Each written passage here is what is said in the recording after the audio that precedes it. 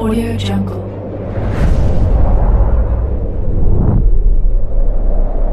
Yo, balik lagi bersama Mimin di Manhwa TV. Kali ini kita akan lanjutkan pembahasan dari cerita My Unbeatable Passive Skill Let's Middle Massive Damage. Mimin infokan kembali bagi teman-teman yang ingin menonton video terbaru lebih cepat, silahkan bergabung menjadi member di channel ini dengan biaya 5.000 per bulannya.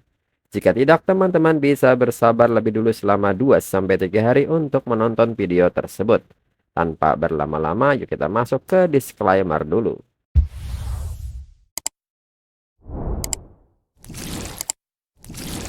Disclaimer, silahkan abaikan hal ini jika kalian sudah mengerti. Ini peringatan mengenai konten di channel ini.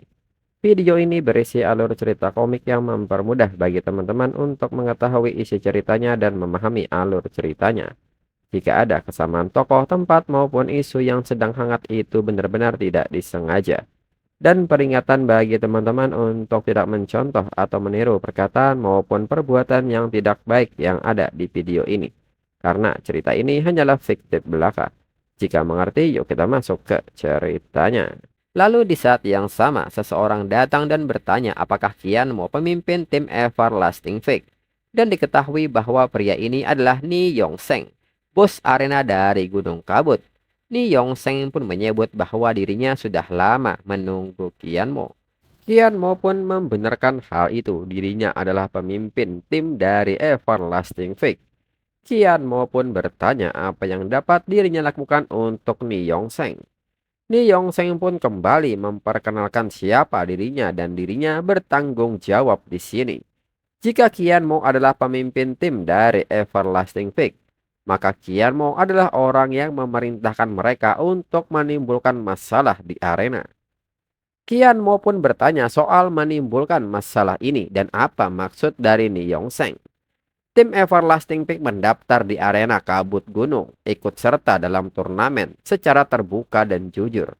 Mereka baru saja menang beberapa ronde dengan taruhannya. Bagaimana itu bisa menimbulkan masalah? Ni Yongseng pun menyebut bahwa tim Everlasting Peak bertaruh pada kemenangan beruntun, lalu berpartisipasi dalam turnamen kemenangan beruntun. Kian Mo mencoba menghancurkan arena Gunung Kabut. Bukankah itu menimbulkan masalah? Kian Mo pun bertanya apakah itu melanggar aturan, atau adakah kecurigaan bahwa tim Everlasting Peak berbuat curang. Kian Mo khawatir bahwa itu tidak benar. Jika tidak, arena akan mengambil tindakan terhadap tim mereka. Mendengar hal ini, Ni Yongseng menyebut bahwa dirinya tidak peduli. Kian Mo telah merusak bisnis arenanya. Jadi Kian Mo harus memberinya kompensasi. Kian Mo kembali bertanya apa proposal dari Ni Yongseng. Kian Mo pun meminta Ni Yongseng untuk tidak berbicara berbelit-belit. Ni Yongseng menyebut bahwa ini seperti yang diharapkan dari seorang pemimpin. Kian Mo penuh pengertian. Ni Yongseng menyebut bahwa Kian Mo telah menyebabkan banyak kerugian bagi arena baru-baru ini. Tetapi Kian Mo juga telah membawa arena Gunung Kabut banyak ketenaran pada saat yang sama.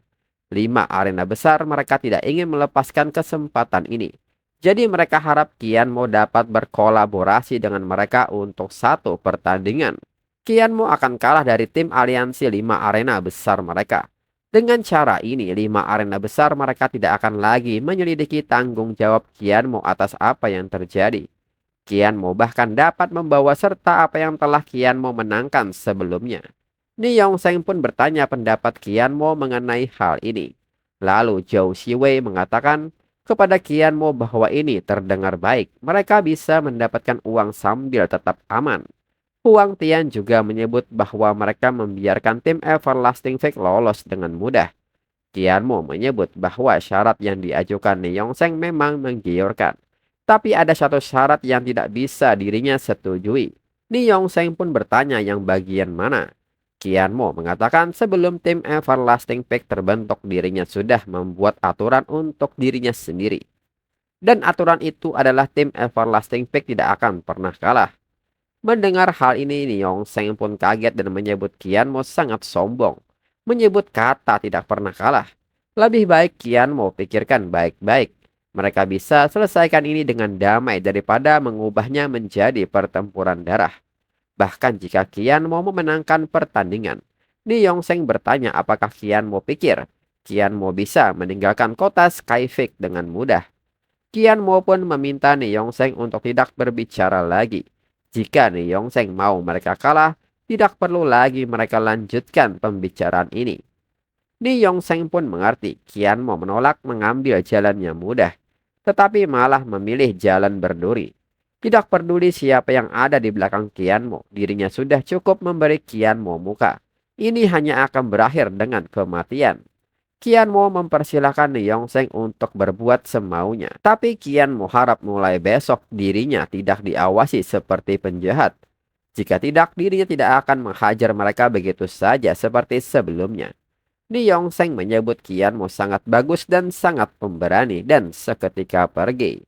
Lalu, Li Menghuo pun menyebut bahwa Qian Mo sangat keren tadi. Namun Zhou Siwei menyebut bahwa keren itu satu hal, tapi nanti akan ada masalah. Huang Tian pun bertanya kepada Qian Mo, mereka sekarang di wilayah orang lain. Kalau sampai menolak mereka seperti itu, bukankah mereka akan menggunakan cara-cara kotor? Qian Mo pun meminta mereka untuk tidak khawatir. Kalau mereka punya bukti kalau tim Everlasting Fake melanggar aturan, mereka pasti sudah bertindak. Itu karena mereka tidak punya alasan. Makanya mereka hanya mengepung tim Everlasting Fake tanpa menyerang. Selain itu, 85 kemenangan beruntun tim Everlasting Fake pasti sudah menyebar melalui kota Skyfake. Jika sesuatu terjadi pada tim Everlasting Fake di luar arena kabut gunung, nama arena Gunung Kabut akan jatuh tak terhormat bagi seseorang yang bertanggung jawab atas arena daripada mempertaruhkan reputasi mereka. Mereka lebih suka menggunakan kesempatan ini untuk membuat pengaturan dan memenangkan hadiah besar. Itulah juga alasan mengapa Ni Yongseng datang menemui tim Everlasting Fake secara pribadi. Mendengar hal ini, Zhou Siwei pun mengatakan, karena Qian Mo paham semua alasan ini, mengapa Qian Mo tidak ikut saja dan memenangkan sejumlah uang dengan bertaruh pada pertandingan yang sudah diatur, dan tidak ada resiko. Ruoshi pun seketika merespon hal ini dan bertanya kepada Zhou Siwei, bukankah Qian Mo sudah mengatakan bahwa tim Everlasting Fake tidak boleh kalah satu pertandingan pun? Ruoshi pun mengatakan tidak peduli apapun, Qian Mo adalah pemimpin mereka. Jika dia mengatakan tidak boleh kalah, maka mereka pasti tidak boleh kalah. Mereka hanya harus mengikuti dan berjuang bersama. Zhou Siwei pun menyebut omong kosong apa ini. Hanya melawan saja, lagi pula dirinya tidak menentang Qian Mo. Ngapain sok mesra-mesraan? Huang Tian pun meminta Zhou Siwei untuk tidak bersedih hati. Dengan sejumlah uang, hadiah mereka saat menang tidak akan lebih rendah daripada bertarung dalam pertandingan yang diatur. Huang Tian pun meminta Zhou Siwei mengikutinya saja. Li Menghuo pun membenarkan hal itu. Ikuti saja apa kata Qian Mo. Lalu Qian Mo pun mengatakan bahwa sebenarnya yang terpenting adalah mereka telah menerima komisi Guqian atas nama Everlasting Fake. Jadi mereka harus menyelesaikan transaksi mereka dengannya terlebih dahulu. Karena itu jangan berpikir untuk bekerja sama dengan Ni Yongseng lagi. Dengan ini Qian Mo meminta mereka semua untuk bersiap menghadapi pertempuran. Li Menghuo pun mengerti mereka harus segera bersiap dan mempersiapkan diri untuk pertarungan. Qian Mo kembali mengatakan bahwa sebelum pertandingan dimulai, mereka harus pasang taruhan terlebih dahulu. Lalu Ni Yongseng pun kini marah-marah dan menyebut Qian Mo tidak tahu bagaimana menghargai kebaikan dan bantuan. Lalu pengawal pun mengatakan bahwa tim Everlasting Fake memasang taruhan lagi untuk kemenangan mereka sendiri. Dan sekarang apa yang harus mereka lakukan? Ni Yongseng pun semakin marah saat ditanya soal apa yang harus mereka lakukan. Jawabannya sudah pasti, mereka harus melawan tim Everlasting Fake. Ni Yongseng pun menyebut tim Everlasting Fake sebagai sekumpulan orang bodoh hanya karena mereka memenangkan beberapa pertandingan. Apakah tim Everlasting Fake benar-benar berpikir mereka tak terkalahkan? Negosiasi dengan Everlasting Fake hanyalah asuransi tambahan untuk menjamin kemenangan aliansi 5 arena besar. Karena Everlasting Fake tidak tahu bagaimana menghargai kebaikan, maka dengan ini mereka akan bertarung. Ni Yongseng pun bertanya kepada pengawal apakah tim Broken Dreams sudah siap. Jika iya, maka beritahu mereka untuk tidak menunjukkan belas kasihan. akan lebih baik untuk membunuh mereka semua. Pengawal pun mengerti. Kemudian berpindah ke tempat lain. Seorang pria kini memasuki sebuah ruangan dan memberitahu mereka bahwa perintah telah datang. Diketahui pria ini adalah Sun Kewen level 40, seorang soulbender, wakil pemimpin tim Broken Dreams. Dan saat ini tim Broken Dreams telah berkumpul di ruangan tersebut. Ada Yu Bowen level 40, seorang inquisitor, Yan Bingbing level 40, seorang Tempest, Wang Yue level 40, seorang oracle, dan terakhir pemimpin tim Broken Dreams yang bernama Lu Gao level 42, seorang champion. Lu Gao pun bertanya kepada Sun Kewen tentang kabarnya, bagaimana negosiasi Ni Yongsen dengan tim Everlasting Fate. Sun Kewen pun menyebut bahwa itu sudah gagal. Mereka tidak menyetujuinya. Yu Bowen pun kaget mendengarnya. Bukannya Ni Yongsen memberikan negosiasi yang menguntungkan dengan tim Everlasting Fate, dan mereka masih tidak menyetujuinya. Sun Kewen pun bertanya kepada Wang Yue apakah Wang Yue sudah menemukan kekuatan mereka. Wang Yue menyebut bahwa mereka semua berada di bawah level 35. Hasil tim 4 orang mereka adalah 40 kemenangan berturut-turut. Tingkat kemenangan individu mereka adalah 100%. Dengan ini bisa disimpulkan bahwa mereka sangatlah kuat. Yan Bingbing pun merasa heran mengapa Everlasting Fate tidak setuju untuk bertarung dalam pertandingan yang sudah ditentukan di mana mereka membagi setengah dari kemenangan dengan mereka. Everlasting Fate benar-benar aneh. Namun Lu Gao berpendapat bahwa ini adalah jalan yang menarik untuk membuat tim Broken Dreams datang jauh-jauh ke sini. Kalau hanya untuk bertarung dalam pertandingan yang sudah ditentukan, itu akan sangat membosankan. Lu Gao pun bertanya kepada Sun Kewen apakah ada pesan lain dari Ni Yongsen. Sun Kewen pun mengatakan bahwa Ni Yongsen meminta tim Broken Dreams untuk tidak menunjukkan belas kasihan dan bunuh mereka semua. Kemudian pembawa acara pun mengumumkan bahwa tim Everlasting Fate dan tim Broken Dreams dipersilahkan menuju arena pertarungan 502. Pertandingan tim akan dimulai 10 menit lagi. Lalu Zhao Xiwei pun merasa ini buruk. Level mereka sangat tinggi, bahkan yang terendah ada di level 40.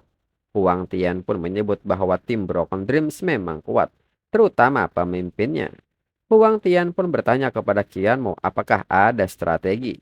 Jika ada, maka berikan kepada mereka. Qian Mo pun hanya tertawa mendengar kata strategi ini.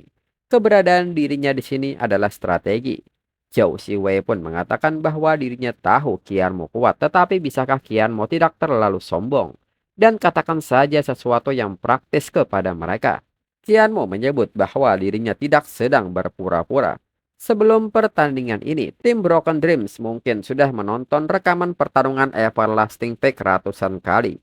Jadi tidak ada artinya lagi untuk berbicara soal strategi sekarang. Lalu pembawa acara pun kini mulai menghitung mundur untuk memulai pertandingan tim ini.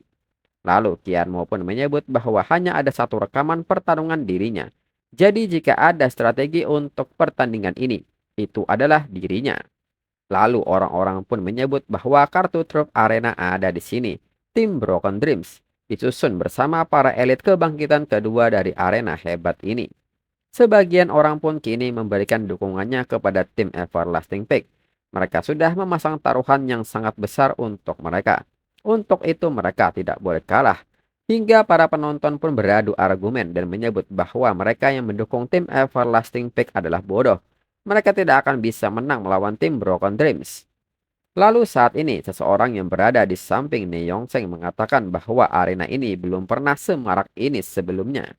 Berkat promosi yang mereka lakukan, jumlah total taruhan untuk pertandingan ini telah mencapai jutaan. Mereka akan meraup untung besar jika menang. Ni Yongsen pun yakin bahwa tim Broken Dreams akan menang lebih dulu. Lalu orang itu pun berbisik kepada Ni Yongsen dan meminta Ni Yongsen untuk tidak khawatir. Broken Dreams belum pernah kalah sebelumnya dan dirinya pun menyiapkan rencana cadangan. Semuanya sudah diatur. Lalu saat ini di arena pertandingan pun telah dimulai. Segera Qian Mo meminta Huang Tian dan Ruosi untuk maju. Lu Gao yang melihat hal ini bertanya apakah mereka masih menggunakan strategi yang sama. Segera Lu Gao meminta Yu Bowen untuk melindungi Wang Yue. Mereka punya profesi dengan kemampuan menghilang yang akan datang. Lu Gao meminta Sun Kewen untuk mengikuti dirinya, sedangkan Yan Bingbing akan memberikan kerusakan dari jauh. Qian Mo menyebut bahwa mereka memang lebih kuat dari kentang goreng kecil sebelumnya. Dengan ini dirinya juga harus mulai bergerak. Lalu di saat itu Lu Gao yang memperhatikan Qian Mo menilai bahwa Qian Mo mengeluarkan senjata aneh begitu cepat. Apakah dia tidak berencana untuk mengambil tindakan di saat yang kritis? Lalu di saat itu tiba-tiba Sun Kewen kaget karena ada sesuatu yang menempel di bajunya. Dan dengan cepat Qian Mo menarik Sun Kewen ke arahnya. Melihat hal ini mereka pun kaget dan Yu Bowen pun mengatakan bahwa targetnya adalah wakil pemimpin tim. Yu Bowen pun meminta seseorang untuk membantunya. Namun di saat perhatian Yu Bowen teralihkan tiba-tiba sebuah jaring racun pun kini mengarah ke arah mereka. Dan seketika menjerat mereka. Yun Bowen pun bertanya-tanya jenis senjata apakah ini. Wang Yue pun menyebut bahwa ini adalah racun. Dan segera Qian Mo menarik mereka berdua ke arahnya. Dan di saat yang sama, Zhou Xiwei pun seketika melepaskan skill Curse of Suffering. Dan skill ini nyatanya mengarah ke Lu Gao. Lu Gao pun menilai bahwa targetnya mereka coba fokuskan bukan yang lain, namun dirinya. Lu Gao pun bertanya-tanya bagaimana ini mungkin. Ini baru saja dimulai. Semuanya seharusnya berada di bawah kendalinya. Mengapa mereka bertiga dikalahkan oleh satu orang itu saja? Terlebih lagi, rekan-rekan Everlasting Pack bekerja sama dengan sangat baik. Lu Gao pun bertanya-tanya apakah di sini Broken Dreams akan mengalami kekalahan pertamanya. Lalu Ni Yongseng pun kaget melihat hal ini dan bertanya apa yang dilakukan oleh Lu Gao. Dirinya sudah memberi mereka rekaman pertempuran untuk ditonton, tetapi mereka masih kalah. Kembali pria itu meminta Ni Yongseng untuk tidak khawatir. Walaupun mereka kalah sekarang, mereka masih punya rencana cadangan. Jadi Ni Yongseng tidak perlu panik. Dirinya sudah menghabiskan sejumlah besar uang untuk membelinya. Dirinya jamin tidak akan ada masalah dengan pertandingannya. Lalu orang-orang pun bertanya-tanya apa yang terjadi. Dirinya baru berbalik minum air dan Lu Gao sudah terjatuh. Mereka pun menyebut bahwa mereka sudah memasang taruhan 3.000 emas pada Broken Dreams. Dan uangnya akan hilang begitu saja. Jika tim Everlasting Pack menang hari ini, mereka khawatir akan terjadi masalah. Lalu saat ini Lu Gao dan Sun Kewen dalam keadaan terdesak. Sun Kewen pun mengatakan jika mereka tidak bisa melarikan diri, mereka pasti akan kalah hanya dengan mereka berdua. Lu Gao pun tidak percaya kalau kemampuan kontrol Qian Mo bisa bertahan selamanya. Qian Mo pun mengatakan bahwa dirinya tidak mengendalikan mereka dengan skill. Itu adalah atribut bonus dan teknik dari senjatanya. Jika mereka menunggu kemampuan miliknya berakhir, lebih baik mereka menyerah saja sekarang. Mendengar hal ini, Lu Gao pun bingung dengan kata atribut bonus ini. Lu Gao pun bertanya-tanya bagaimana itu mungkin. Dan apakah senjata seperti itu ada? Sun Kewen pun menyebut bahwa itu adalah senjata ajaib dan tidak ada penundaan saat dia menggunakannya. Itu mungkin benar-benar atribut bonus senjata itu. Lu Gao pun tidak pernah menduga akan dipaksa melakukan hal seperti ini oleh tim baru. Dirinya benar-benar harus menggunakan benda ini sekarang. Dan seketika Lu Gao menggunakan sebuah item dengan nama Shevek As Crystal, di mana saat dihancurkan akan melepaskan kabut abu yang buas. Pemain yang menghirupnya akan memasuki kondisi mengamuk sementara. Semua statistik akan meningkat sebesar 30%. Kun Sewen pun bertanya kepada Lu Gao apakah mereka benar-benar harus menggunakan itu sekarang. Lu Gao pun menyebut bahwa mereka tidak punya pilihan lain. Kun Sewen pun seketika bersiap menerima hal ini. Huang Tian yang melihat hal ini pun bertanya apakah mereka memakai sebuah obat. Bukankah itu dianggap curang? Zhou Xiwei pun menyebut bahwa itu adalah Shevek As Crystal. Secara tegas itu dianggap sebagai alat. Tapi dirinya dengar ketika digunakan seseorang tidak akan bisa naik level dan meningkat selama 5 tahun ke depan setelah menggunakannya. Mereka benar-benar mempertaruhkan segalanya. Lalu di saat itu anggota tim Broken Dreams pun seketika memasuki mode Berserk. Qian Mo pun bertanya apakah setiap orang membawa alat curang seperti itu. Dan kini mereka pun bisa melepaskan diri dari jeratan Qian Mo. Qian Mo pun menilai bahwa penindasan semacam ini tidak lagi memadai. Dan kini tim Broken Dreams pun sudah siap untuk bertempur secara habis-habisan. Zhou Xiwei pun mengatakan bahwa mereka sudah bertempur sekian lama. akhirnya menguasai pertempuran dan sekarang nampaknya tim Broken Dream sudah pulih kembali. Namun Qian Mo pun menyebut bahwa itu hanya perjuangan mereka di ranjang kematian. Jadi tidak ada yang perlu ditakutkan. Mendengar hal ini, Lu Gao pun menyebut Qian Mo membanggakan diri tanpa malu. Mereka sudah memiliki informasi mengenai senjata Qian Mo. Dengan ini jangan harap itu akan efektif melawan mereka sekarang. Lu Gao pun meminta timnya untuk masuk ke formasi. Dan jangan beri tim Everlasting Pack kesempatan lagi. Qian Mo menyebut mereka sangat mencolok, tetapi mereka mungkin memang memiliki beberapa kemampuan. Karena Lu Gao sudah menunjukkan tangannya, maka dirinya juga harus menunjukkan sedikit rasa hormat. Dirinya akan membiarkan mereka menyaksikan teknik baru Flowing Like Umbrella tahap kedua. Dan seketika Qian Mo mengubah bentuk senjatanya. Zhou Xiwei pun kaget melihat ini. Ini adalah tongkat sihir tingkat epik. Zhou Xiwei pun tidak menduga bahwa Qian Mo juga tahu cara menggunakan skill mage. Qian Mo pun membenarkan hal itu, dirinya tahu banyak hal. Dan sebaiknya Zhou Xiwei belajar perlahan dari dirinya. Lu Gao yang melihat serangan ini segera meminta kepada mereka untuk bertahan. Yu Bowen pun meminta kepada mereka untuk menyerahkan hal ini kepadanya. Dan Yu Bowen pun berhasil menahan serangan ini. Lu Gao yang melihat hal ini segera meminta mereka untuk memberikan serangan balik. Namun di saat itu Sun Kewen meminta Lu Gao untuk melihat ke atas. Lu Gao pun bertanya bagaimana ini mungkin. Qian Mo hanya seorang pagran yang baru saja melalui kebangkitan keduanya. Bagaimana dia bisa menggunakan formasi reaksi berantai ini? Dan nyatanya Qian Mo melepaskan skill dengan nama Black Hole yang mampu menyedot musuh dan juga memberikan kerusakan elemen gelap ke musuh di sekitarnya yang berlangsung selama 5 detik.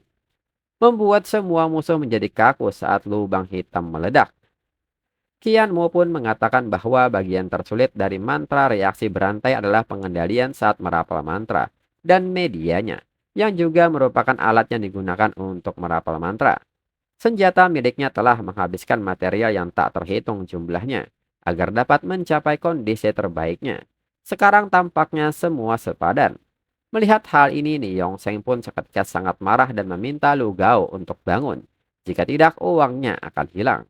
Kembali pria itu meminta Ni Yongsheng untuk tidak gegabah. Hingga Ni Yongsheng pun melampiaskan amarahnya kepada pria itu karena dia bilang akan menang.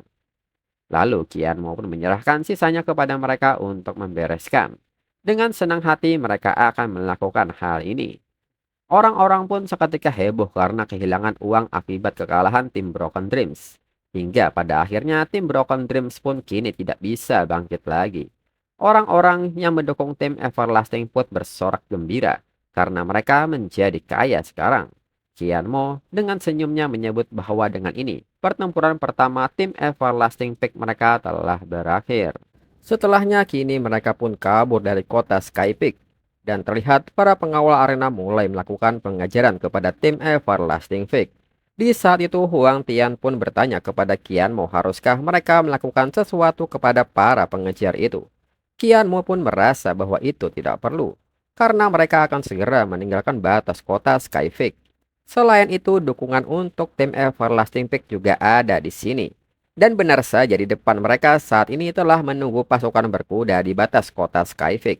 Para pengejar pun seketika menghentikan langkah mereka, karena itu adalah orang-orang dari Blood Fang Keep. Dan mereka sudah mencapai batas kota Sky Peak. Lalu salah seorang pun bertanya kepada kaptennya apa yang harus mereka lakukan sekarang. Apakah mereka biarkan saja tim Everlasting Peak seperti ini? Kaptennya pun mengatakan bahwa arena Gunung Kabut bukan satu-satunya yang menderita kerugian di sini. Itu adalah uang dari 6 arena yang berbeda.